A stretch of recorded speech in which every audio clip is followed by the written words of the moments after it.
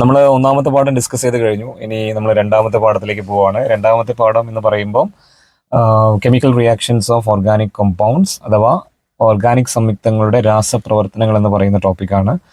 ഈ വീഡിയോ രണ്ട് മീഡിയംകാർക്കും ഉപകാരപ്രദമാകുകയാണെങ്കിൽ കേട്ട് കഴിഞ്ഞാൽ നിങ്ങൾക്ക് പഠിക്കാൻ എളുപ്പമായിരിക്കും. ആ കൈൻഡ് ഓഫ് റിവിഷനാണ് ഞാൻ ചെയ്യുന്നത്. ഒന്ന് കേട്ടിരിക്കുക. കേട്ടിരുന്ന് കഴിഞ്ഞാൽ ഈ പാഠത്തിൽ എന്തൊക്കെയാണ് പഠിക്കാനുള്ളത് നമുക്കൊരു ഐഡിയ കിട്ടും. അതിന് വേണ്ടിയിട്ടാണ് ഈ റിവിഷൻ കേട്ടോ. ഫസ്റ്റ് ഓഫ് ഓൾ മക്കളെ ക്വിക്കായിട്ട് തന്നെ പറയാം. നമുക്ക് ഈ ചാപ്റ്ററിൽ പഠിക്കാനുള്ളത് അഗെയിൻ ഞാൻ ഇതിനെ 3 പാർട്ടാക്കി ഡിവൈഡ് ചെയ്യുകയാണ്. നമ്മളിങ്ങനെ പാർട്ടാക്കി ഡിവൈഡ് ചെയ്യുമ്പോൾ നമുക്ക് പഠിക്കാൻ എളുപ്പമായിരിക്കും. അപ്പോൾ ഓരോ പാർട്ടിലെ ടോപ്പിക്സ് ഇങ്ങനെ പഠിച്ച് മുന്നോട്ട് പോയാൽ മതി. അങ്ങനെയാണെങ്കിൽ നമുക്ക് എളുപ്പത്തിൽ എക്സാമിനൊക്കെ ക്വസ്റ്റ്യൻസ് വരുമ്പോൾ ഇതിനെ കണക്ട് ചെയ്യാൻ സാധിക്കും. അതിന് വേണ്ടിയിട്ടാണ് ഇങ്ങനെ പാർട്ടാക്കി ഡിവൈഡ് ചെയ്യുന്നത് കേട്ടോ. സോ ഫസ്റ്റ് ടോപ്പിക് എന്ന് പറഞ്ഞു കഴിഞ്ഞാൽ നമ്മൾ ഓൾറെഡി പറഞ്ഞു. ഒന്നാമത്തെ ടോപ്പിക്ക് പാർട്ട് 1. പാർട്ട് 1ൽ കെമിക്കൽ റിയാക്ഷൻസ് ആണ്, രാസപ്രവർത്തനങ്ങൾ. 5 രാസപ്രവർത്തനങ്ങളാണ് നമുക്ക് പഠിക്കാനുള്ളത്. 5 കെമിക്കൽ റിയാക്ഷൻസ്. ഞാൻ പേര് ഇംഗ്ലീഷിലും പറയാം, മലയാളത്തിലും പറയാം. Okay, first one substitution reaction, അതിൻ്റെ പേര് ആദേശ രാസപ്രവർത്തനം എന്നാണ് പറയുക. രണ്ടാമത്തത് അഡിഷൻ റിയാക്ഷൻ അഥവാ അഡിഷൻ രാസപ്രവർത്തനം. മൂന്നാമത് പോളിമറൈസേഷൻ തന്നെയാണ്. നാലാമത് തെർമൽ ക്രാക്കിംഗ് അഥവാ താപീയ വിഘടനം എന്നാണ് അറിയപ്പെടുന്നത്. പിന്നെ അഞ്ചാമത്തത് കമ്പസ്റ്റൻ, ജ്വലനം എന്നാണ് അറിയപ്പെടുന്നത്. ഈ 5 കെമിക്കൽ റിയാക്ഷൻസ് നമ്മൾ ഡീറ്റെയിൽ ആയിട്ട് പഠിക്കണം. 1 ബൈ 1 നമുക്കൊന്ന് ഡിസ്കസ് ചെയ്യാം. ഒന്നാമത്തെ case substitution reaction. Substitution reactions പ്രധാനമായിട്ട് നടക്കുന്നത് സിംഗിൾ ബോണ്ട് കോമ്പൗണ്ടിലാണ്.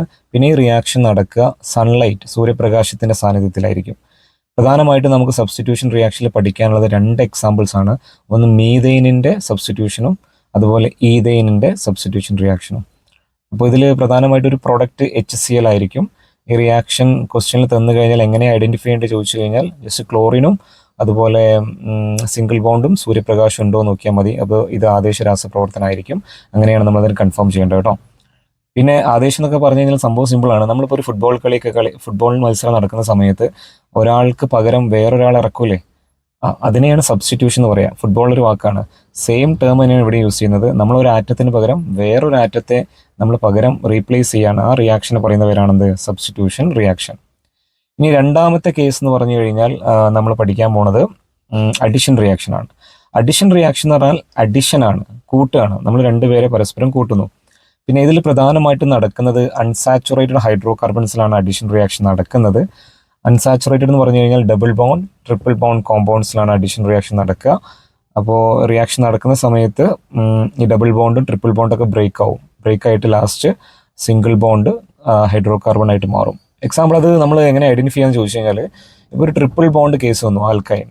അപ്പോൾ അതിലേക്ക് നമ്മൾ ഹൈഡ്രജൻ, സാധാരണ എക്സാമിന് ചോദിക്കുക ആരൊക്കെ അഡിഷനാണെന്ന് ചോദിച്ചു കഴിഞ്ഞാൽ ചിലപ്പോൾ ഹൈഡ്രജൻ മോളിക്യൂൾ തരാം H2, അല്ലെങ്കിൽ ക്ലോറിൻ തരാം Cl2, അല്ലെങ്കിൽ HBr. ഈ 3 ഏതെങ്കിലുമൊക്കെയാണ് വരാൻ സാധ്യതയുള്ളത്. അപ്പോൾ അതിൽ നമ്മൾ ചെക്ക് ചെയ്യേണ്ടത് നമ്പർ ഓഫ് മോളിക്യൂൾസ്, തന്മാത്രകളുടെ എണ്ണം നോക്കണം. എത്രയാണോ തന്മാത്രകൾ അത്രയും ബോണ്ടാണ് അവിടെ ബ്രേക്ക് ആവുക. ഫോർ എക്സാമ്പിൾ നമ്മളിപ്പോൾ ഒരു CH2 double bond CH2 plus H2 എന്നാണ് കൊടുത്തിരിക്കുന്നതെങ്കിൽ അവിടെ നമുക്കറിയാം ഒരു ഹൈഡ്രജൻ്റെ മോളിക്യൂളുള്ളൂ, ഇപ്പുറത്തെ ഡബിൾ ബോണ്ടാണ്. അപ്പോൾ 1 മോളിക്യൂൾ ആണെങ്കിൽ ഒരു ബോണ്ട് ഇവിടെ പൊട്ടും.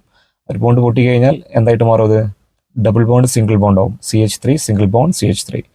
ഇനി ചില കേസിൽ ട്രിപ്പിൾ ബോണ്ട് വരാം, CH triple bond CH plus 2H2 എന്ന് വന്നു വിചാരിക്കാം. 2H2 എന്ന് പറയുമ്പോൾ 2 മോളിക്യൂൾസ് ഉണ്ട്. 2 മോളിക്യൂൾസ് എന്നൊക്കെ പറയുന്ന സമയത്ത് നമുക്ക് 2 ബോണ്ട് ബ്രേക്ക് ആവും. ഇപ്പോൾ ട്രിപ്പിൾ ബോണ്ടിലെ 2 ബോണ്ട് ബ്രേക്ക് ആയി കഴിഞ്ഞാൽ അത് ഏത് ബോണ്ടായിട്ട് മാറും? സിംഗിൾ ബോണ്ടായിട്ട് മാറും. ഇത്തരം റിയാക്ഷൻസിന് പറയുന്ന പേരാണ് അഡിഷൻ റിയാക്ഷൻസ്. ഓക്കെ, ഇനി മൂന്നാമത്തത് പോളിമറൈസേഷൻ ആണ്. പോളിമറൈസേഷൻ എന്നൊക്കെ പറഞ്ഞു കഴിഞ്ഞാൽ മോണോമേഴ്സ് കൂടിച്ചേർന്ന് പോളിമർ ഉണ്ടാകുന്ന റിയാക്ഷൻസിനെ പറയുന്ന പേരാണ് പോളിമറൈസേഷൻ. 2 ടൈപ്പ് പോളിമറൈസേഷനാണ് നമുക്ക് പഠിക്കാനുള്ളത്. ഒന്ന് അഡിഷൻ പോളിമറും രണ്ടാമത്തത് കണ്ടൻസേഷൻ പോളിമറും. അപ്പോൾ ഇത് എങ്ങനെയാണ് ഒരു ക്വസ്റ്റ്യൻ തന്നു കഴിഞ്ഞാൽ പോളിമറൈസേഷൻ അത് എങ്ങനെ മനസ്സിലാക്കുമെന്ന് ചോദിച്ചു കഴിഞ്ഞാൽ അതിൽ ഒരു സ്ക്വയർ ബ്രാക്കറ്റ് ഉണ്ടാവും, അല്ലെങ്കിൽ N എന്നൊക്കെ ഉണ്ടാവും. അങ്ങനെയാണ് നിങ്ങൾ അതിനെ കൺഫേം ചെയ്യേണ്ടത്. അപ്പോൾ അഡിഷൻ പോളിമറിൽ നമുക്ക് 5 എക്സാമ്പിൾ പഠിക്കാനുണ്ട്. 5 എക്സാമ്പിൾസ് ഏതൊക്കെയും ചോദിച്ചു കഴിഞ്ഞാൽ പോളിത്തീൻ, അതുപോലെ പോളിവിനൈൽ ക്ലോറൈഡ്, ടെഫ്ലോൺ, പിന്നെ ഓർലോൺ, പിന്നെ നാച്ചുറൽ റബ്ബർ. ഇതിൻ്റെയൊക്കെ മോണോമേഴ്സ് നിങ്ങൾ പഠിക്കണം. 3 പേരുടെ ചിത്രങ്ങൾ ടെക്സ്റ്റ് ബുക്കിൽ പറയുന്നുണ്ട്, അത് എഴുതി തന്നെ പഠിക്കണം കേട്ടോ. 3 പേരുടെ അഡിഷൻ പോളിമർ ഉണ്ട്. പിന്നെ അഡിഷൻ പോളിമറിൻ്റെ പ്രത്യേകത സെയിം മോണോമേഴ്സ് തന്നെയാണ് നമ്മൾ റിപ്പീറ്റഡ് ആയിട്ട് ആഡ് ചെയ്യുന്നത്. ഓക്കെ, പിന്നെ കണ്ടൻസേഷൻ പോളിമർ ഇതിൻ്റെ ജസ്റ്റ് ഡിഫറെൻ്റ് ആണ്. ഡിഫറെൻ്റ് എന്ന് പറഞ്ഞാൽ ഇവിടെ മോണോമേഴ്സ് സെയിം ആയിരിക്കില്ല, ഡിഫറെൻറ്റ് മോണോമേഴ്സ് ആണ് ഇവിടെ കമ്പൈൻ ചെയ്യുന്നത്.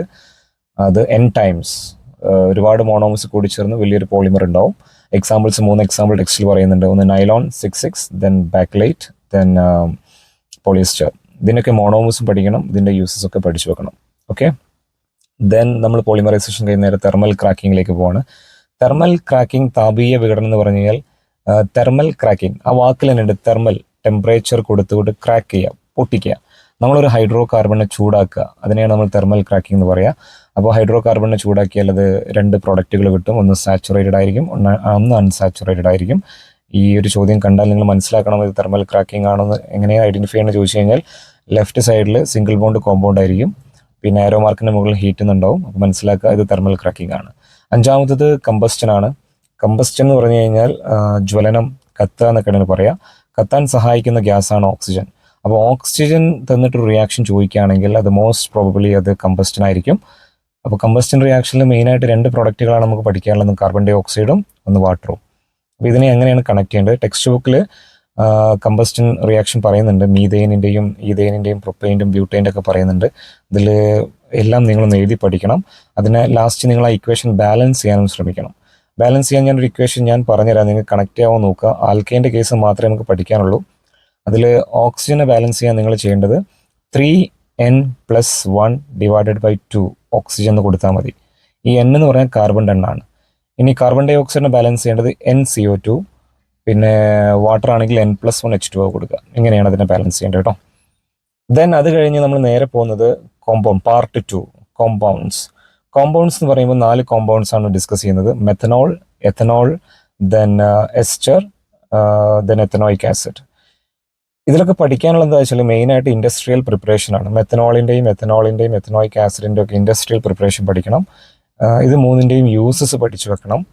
പിന്നെ അതുപോലെ നമുക്ക് പറയാനുള്ളത് മറ്റൊരു കാര്യം, ഇനി 1 by 1 നമുക്കൊന്ന് ഡിസ്കസ് ചെയ്യാം. മെത്തനോൾ എന്ന് അറിയപ്പെടുന്നത് പോയിസണസ് ഗ്യാസ് ആണ്. അതിൻ്റെ പ്രിപ്പറേഷൻ, ഇൻഡസ്ട്രിയൽ പ്രിപ്പറേഷൻ എന്ന് പറഞ്ഞാൽ കാർബൺ മോണോക്സൈഡും ഹൈഡ്രജനും CO+2H2 in the presence of catalyst gives methanol CH3OH. പിന്നെ അതിൻ്റെ യൂസസ്, പെയിൻറ് നിർമ്മാണം, അങ്ങനെയുള്ള കുറച്ച് കാര്യങ്ങളൊക്കെ പഠിച്ചു വെക്കും. 2 എക്സാമ്പിൾ, 2 യൂസസ് പഠിച്ചു വെക്കണം. പിന്നെ എത്തനോൾ, അടുത്തത് നമുക്ക് എത്തനോയിക് ആസിഡ് പറയാം. എത്തനോയിക് ആസിഡ് എന്ന് പറഞ്ഞാൽ അസറ്റിക് ആസിഡ് എന്നൊക്കെയാണ് അറിയപ്പെടുന്നത്. ഇതിൻ്റെ ഇൻഡസ്ട്രിയൽ പ്രിപ്പറേഷൻ നടക്കുന്നത് കാർബൺ മോണോക്സൈഡും മെത്തനോളും കൂടി ചേർന്നിട്ടാണ്. അപ്പോൾ അതിൻ്റെ കെമിക്കൽ ലൊക്കേഷൻ നമ്മൾ വായിച്ച് പഠിക്കണം. പിന്നെ അതുപോലെ എത്തനോയിക് ആസിഡിൻ്റെ 2 യൂസസ് പഠിക്കണം. എത്തനോയിക് ആസിഡിൽ ഒരു എക്സാമ്പിളാണ് നമുക്ക് പഠിക്കാനുള്ള എക്സാമ്പിളാണ് നമ്മുടെ വിനിഗർ. വിനിഗർ എന്ന് പറഞ്ഞാൽ ഒരു എത്തനോയിക് ആസിഡാണ്. വിനിഗറിൻ്റെ പ്രത്യേകത അതിൻ്റെ കോൺസെൻട്രേഷൻ 5 to 8% വീര്യമുള്ള എത്തനോയിക് ആസിഡിനെ പറയുന്ന പേരാണ് വിനിഗർ. ഈ വിനിഗർ നമ്മൾ ശരിക്കും ഉണ്ടാക്കുന്നത് മെത്തനോൾ എന്നല്ല, അത് ഉണ്ടാക്കുന്നത് എത്തനോളിൽ നിന്നാണ്. എത്തനോളിനെ ഫെർമെൻറ്റേഷൻ ചെയ്യും. അതായത് അസറ്റോബാക്ടർ എന്ന് പറയുന്ന ബാക്ടീരിയ ഉപയോഗിച്ചിട്ട് നമ്മൾ എത്തനോളിനെ ഫെർമെൻറ്റേഷൻ നടത്തിയാൽ നമുക്ക് കിട്ടുന്ന ഒരു എത്തനോയിക് ആസിഡാണ് വിനിഗർ. പിന്നെ അതിൽ മോസ്റ്റ് ഇമ്പോർട്ടൻ്റ് ആളാണ് എത്തനോൾ. എത്തനോൾ എന്ന് പറഞ്ഞാൽ നമ്മൾ അറിയപ്പെടുന്നത് ഗ്രേപ്പ് സ്പിരിറ്റ്, മെത്തനോൾ അറിയപ്പെടുന്നത് വുഡ് സ്പിരിറ്റ് ആണ്. എത്തനോളിൻ്റെ യൂസസ് നിങ്ങൾ പഠിച്ചു വെക്കണം. ബീവറേജിൽ, പവർ ആൽക്കഹോള്, പിന്നെ പെയിൻറ് നിർമ്മാണം, അങ്ങനെ കുറേ കാര്യങ്ങൾ പറയുന്നുണ്ട്. പിന്നെ എത്തനോളിൻ്റെ ഇൻഡസ്ട്രിയൽ പ്രിപ്പറേഷനാണ് വെരി വെരി ഇമ്പോർട്ടൻറ്റ്. ഫ്രം മൊളാസസിനെ നമ്മൾ ഡൈല്യൂട്ട് ചെയ്യും. ദെൻ വി ആഡ്, അതിലേക്ക് ഈസ്റ്റ് ആഡ് ചെയ്യും. ഈസ്റ്റിൽ 2 എൻസൈംസ് ഉണ്ടാവും, ഇൻവെർട്ടേസ്, എൻസൈമേസ്. ഇവരാണ് അതിനെ ലാസ്റ്റ് നമുക്ക് എത്തനോളാക്കി തരുന്നത്. ആ റിയാക്ഷൻ നിങ്ങൾ എല്ലാവരും പഠിക്കണം. അങ്ങനെ അവസാനം കിട്ടുന്ന എത്തനോളിനെ വിളിക്കുന്നവരാണ് വാഷിൻ്റെ പെർസെൻറ്റേജ് എന്ന് പറഞ്ഞു കഴിഞ്ഞാൽ ഇറ്റ് ഈസ് അറൗണ്ട് 8 to 10% ആണ്. നമ്മളതിനെ വീണ്ടും വീര്യം കൂട്ടാൻ ഒന്ന് ഫ്രാക്ഷണൽ ഡിസ്റ്റിലേഷൻ ചെയ്ത് കഴിഞ്ഞാൽ വി ഗെറ്റ് നമ്മൾ റെക്ടിഫൈഡ് സ്പിരിറ്റ് കിട്ടും. 95.6% ആണ് അതിൻ്റെ കോൺസെൻട്രേഷൻ വരുന്നത്. ദെൻ നമുക്ക് വേണമെങ്കിൽ 100% എത്തനോൾ നിർമ്മിക്കാം. അതിനെ പറയുന്നവരാണ് അബ്സല്യൂട്ട് ആൽക്കഹോൾ. ഓക്കെ, പിന്നെ അവർ കുറേ ടേംസ് ഉണ്ട്. അബ്സല്യൂട്ട് ആൽക്കഹോൾ കഴിഞ്ഞ് പിന്നെ പഠിക്കേണ്ട മറ്റൊരു ടേമാണ് പവർ ആൽക്കഹോൾ. പവർ ആൽക്കഹോൾ എന്ന് പറഞ്ഞാൽ ഇറ്റ്സ് എ ഫ്യൂവൽ. പെട്രോളും അബ്സല്യൂട്ട് ആൽക്കഹോളും കൂടി മിക്സ് ചെയ്താൽ കിട്ടുന്ന ഒരു ഫ്യൂവലാണ് പവർ ആൽക്കഹോൾ. ദെൻ അത് കഴിഞ്ഞിട്ട് നമ്മുടെ നെക്സ്റ്റ് ടോപ്പിക് എന്ന് പറഞ്ഞു കഴിഞ്ഞാൽ പിന്നെ ഡീനാച്ചുവേർഡ് സ്പിരിറ്റ്. ഡീനാച്ചുവേർഡ് സ്പിരിറ്റ് എന്ന് പറഞ്ഞാൽ എത്തനോളിലേക്ക് നമ്മൾ എന്തെങ്കിലും ഒരു പോയിസണസ് സബ്സ്റ്റൻസ് ആഡ് ചെയ്ത് കഴിഞ്ഞാൽ അതിനെ വിളിക്കുന്ന പേരാണ് ഡീനാച്ചുവേർഡ് സ്പിരിറ്റ്. ദെൻ മെത്തിലേറ്റഡ് സ്പിരിറ്റ് എന്ന് പറയുന്ന ഒരു ടേം കൂടി പറയുന്നുണ്ട്. അത് എത്തനോൾ പ്ലസ് മെത്തനോളിനെയാണ് നമ്മൾ മെത്തിലേറ്റഡ് സ്പിരിറ്റ് എന്ന് വിളിക്കുക. ഓക്കെ, ഇത്രയും പഠിച്ചു കഴിഞ്ഞാൽ എത്തനോൾ കംപ്ലീറ്റ് ആയി. Next is esters. എസ്റ്റേഴ്സിൽ പഠിക്കാനുള്ളത് അതിൻ്റെ ഫങ്ഷണൽ ഗ്രൂപ്പ് COO ആണ്. പിന്നെ അറിയേണ്ടത് അതിൻ്റെ റിയാക്ഷൻ, എസ്റ്ററിഫിക്കേഷൻ എന്നാണ് റിയാക്ഷൻ്റെ പേര്. ആൽക്കഹോളും കാർബോക്സിലിക് ആസിഡും കൂടി ചേർന്നാണ് എസ്റ്റർ ഉണ്ടാവുക. ഈ റിയാക്ഷൻ പറയുന്ന പേരാണ് എസ്റ്ററിഫിക്കേഷൻ. പിന്നെ ഒരു കോമ്പൗണ്ട് എന്നാൽ എസ്റ്റർ എങ്ങനെയാണോ എസ്റ്റർ ആണോ എന്ന് എങ്ങനെ ഐഡന്റിഫൈ ചെയ്യാൻ ചോദിച്ചു കഴിഞ്ഞാൽ ജസ്റ്റ് COO ഫങ്ഷണൽ ഗ്രൂപ്പ് ഉണ്ടോ എന്ന് നോക്കിയാൽ മതി. പിന്നെ ഇവിടെ സാധാരണ ക്വസ്റ്റ്യൻസ് ചോദിക്കാറ് എസ്റ്റർ തന്നിട്ട് അതിൽ ആസിഡ് ഏതാണ്, ആൽക്കഹോൾ ഏതാണ്, ആ എസ്റ്ററിന്റെ പേരെന്താന്നൊക്കെ ചോദിക്കാറുണ്ട്. എസ്റ്ററിന്റെ പേരിന്റെ ഫോർമാറ്റ് വരുന്നത് ആൽക്കൈൽ ആൽക്കനോയിറ്റ്, ആ ടൈപ്പ് ഓഫ് പേരാണ് അതിന് വരാറ് കേട്ടോ. അതായത് ആൽക്കൈൽ എന്ന് പറഞ്ഞാൽ ആൽക്കഹോൾ പാർട്ടിനെ നിങ്ങൾ ആൽക്കൈലാക്കി പറയാം, അതുപോലെ ആസിഡ് പാർട്ടിനെ നിങ്ങൾ ആൽക്കനോയിറ്റ് ആക്കി പറയാം. ഓക്കെ. പിന്നെ ഒരു എസ്റ്റർ എന്ന് കഴിഞ്ഞാൽ എങ്ങനെയാണ് ആസിഡും ആൽക്കഹോളും കണ്ടെത്തുന്നത് ചോദിച്ചു കഴിഞ്ഞാൽ അതിൽ COO എന്ന് പറയുന്ന ഫങ്ഷണൽ ഗ്രൂപ്പ് ഉണ്ടാവില്ല എന്തായാലും ക്വസ്റ്റ്യൻ നമുക്ക് തരുന്ന കോമ്പൗണ്ടിലെ സംയുക്തത്തിൽ, അതിൽ 2 ഓക്സിജൻ്റെ ഇടയിൽ ഒന്ന് സ്പ്ലിറ്റ് ചെയ്യാം. അപ്പോൾ CO വരുന്ന ഭാഗം ആസിഡ് ആയിരിക്കും, O വരുന്ന ഭാഗം ആൽക്കഹോൾ ആയിരിക്കും കേട്ടോ. ഓക്കെ. പിന്നെ നമുക്ക് പഠിക്കേണ്ടത് കുറച്ച് എക്സാമ്പിൾ പറയുന്നുണ്ട്.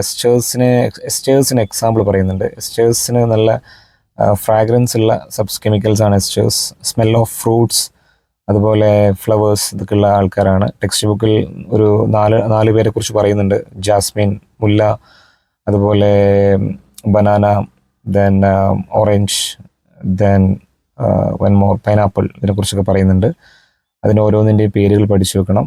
പൈനാപ്പിളിൻ്റെ പേര് വളരെ ഇമ്പോർട്ടൻ്റ് ആണ്. ഇഥൈൽ ബ്യൂട്ടനോയിറ്റ്, അതിലെ ആൽക്കഹോൾ ഇഥനോൾ ആണ്, ആസിഡ് ബ്യൂട്ടനോയിക് ആസിഡ് ആണ്. Then last and final topic അത് മെഡിസിൻസ് ആണ്. ഔഷധങ്ങൾ മലയാളം മീഡിയത്തിന് പറയും. മെഡിസിൻസിൽ നമുക്ക് പ്രധാനമായിട്ട് പഠിക്കാനുള്ള 4 കാറ്റഗറി ആയിട്ട് അതിനെ ഡിവൈഡ് ചെയ്തിട്ടുണ്ട്. ഒന്നാമത്തെ കാറ്റഗറിയിൽ വരുന്നത് അനാൾജസിക്സ്, ദെൻ അതിനുശേഷം ആൻറ്റിപൈററ്റിക്സ്, പിന്നെ അതിനുശേഷം പറയുന്നത് ആൻറ്റിസെപ്റ്റിക്സ്, ദെൻ 4മത്തത് ആൻറ്റിബയോട്ടിക്സ്. ഇതിന് 4നും എക്സാമ്പിൾ പഠിക്കണം. ഇപ്പോൾ എക്സാമ്പിൾ പറയുകയാണെങ്കിൽ ഇത് ഓരോന്ന് എന്തിനാണെന്ന് ആദ്യം പഠിച്ചു വെക്കാം. For example first one analgesics, വേദന സംഹാരിയായിട്ട് ഉപയോഗിക്കുന്നതാണ്, to relieve pain. Example penicillin ആണ്. രണ്ടാമത്തത് ആൻറ്റിപൈററ്റിക്സ്, നമ്മുടെ ബോഡി താപനില കുറയ്ക്കാൻ സഹായിക്കുന്ന മെഡിസിൻസ് ആണ് ആൻറ്റിപൈററ്റിക്സ്. പാരസെറ്റമോൾ ആണ് എക്സാമ്പിൾ. പിന്നെ ആൻറ്റിസെപ്റ്റിക്സ് എന്ന് പറഞ്ഞു കഴിഞ്ഞാൽ നമ്മുടെ ഈ മൈക്രോ ഓർഗാനിസത്തിനെ കൺട്രോൾ ചെയ്യാൻ, സൂക്ഷ്മാണുക്കളെ നിയന്ത്രിക്കാൻ ഉപയോഗിക്കുന്നതാണ് antiseptics. Example Dettol. Then last one antibiotics. നമുക്കൊരു ആൻറ്റിബയോട്ടിക്സ് ഒക്കെ നമ്മൾ എപ്പോഴാണ് കുടിക്കുക? നമുക്ക് അത്രയും സിവിയർ ആയിട്ടുള്ള കണ്ടീഷൻസ് വരുന്ന സമയത്താണ് ഡോക്ടേഴ്സ് നമുക്ക് ആൻറ്റിബയോട്ടിക്സ് ചെയ്ത. അപ്പോൾ ഇതിൻ്റെ മെയിൻ ഫംഗ്ഷൻ എന്ന് പറഞ്ഞു കഴിഞ്ഞാൽ it is used to destroy, നശിപ്പിക്കാൻ, മൈക്രോ ഓർഗാനിസത്തിനെ നശിപ്പിക്കാൻ വേണ്ടിയിട്ടാണ് നമ്മൾ ആൻറ്റിബയോട്ടിക്സ് യൂസ് ചെയ്യുക. എക്സാമ്പിൾ ടെക്സ്റ്റ് ബുക്കിൽ പറയുന്നുണ്ട് പെൻസിലിൻ. ഓക്കെ, പെൻസിലിൻ ആണ് ഇതിന് എക്സാമ്പിൾ. അനാൾജസിക്കിന് എക്സാമ്പിൾ ആസ്പിരിൻ ആണ്. ഓക്കെ, സോറി, ഞാൻ നേരത്തെ അനാൾജസിക്സിന് പെൻസിലിൻ പറഞ്ഞതുപോലെ സംശയം, ആസ്പിരിൻ ആണ് അവിടെ വരിക കേട്ടോ. അപ്പോൾ ഇത്രയും കാര്യങ്ങളാണ് ഇവിടെ വരുന്നത്. ഇതോടെ ഈ ചാപ്റ്റർ കഴിഞ്ഞു. ഈ ടേബിളാണ് മെഡിസിൻസ് എന്ന് പറയുന്ന ടോപ്പിക്കിൽ നിങ്ങൾ ഈ ടേബിൾ മാത്രം ഒന്ന് റെഫർ ചെയ്താൽ മതി കേട്ടോ. ഓക്കെ, പിന്നെ വേണമെങ്കിൽ നമുക്ക് പറയാം, നമ്മൾ യൂസ് ചെയ്യുന്ന ആസ്പിരിൻ എന്ന് പറയുന്ന മെഡിസിൻ ഉണ്ടല്ലോ അനാൾജസിക് ആയിട്ട്, ഇത് ഹാർട്ട് അറ്റാക്കിൽ നിന്ന് സംരക്ഷിക്കാനും ഈ മെഡിസിൻസ് യൂസ് ചെയ്യാറുണ്ട്. ചിലപ്പോൾ 1 മാർക്കിനൊക്കെ ചോദിക്കാം. പിന്നെ അതേപോലെ paracetamol not only used for decrease body temperature but it also used as analgesics ആയിട്ടും നമുക്ക് യൂസ് ചെയ്യാൻ പറ്റുന്ന ഒരു മെഡിസിനാണിത് paracetamol. Okay, 3 parts. Part 1 chemical reactions, part 2 important compounds 4 then last one medicines 4. അപ്പോൾ 5, 4, 4, 5 reactions, 4 compounds, 4 medicines. Okay, Malayalam മീഡിയത്തിന് 5 രാസപ്രവർത്തനങ്ങൾ, അതുപോലെ 4 സംയുക്തങ്ങൾ, 4 ഔഷധങ്ങൾ. ഇത്രയേ ഉള്ളൂ ഈ chapter. Okay, best of luck.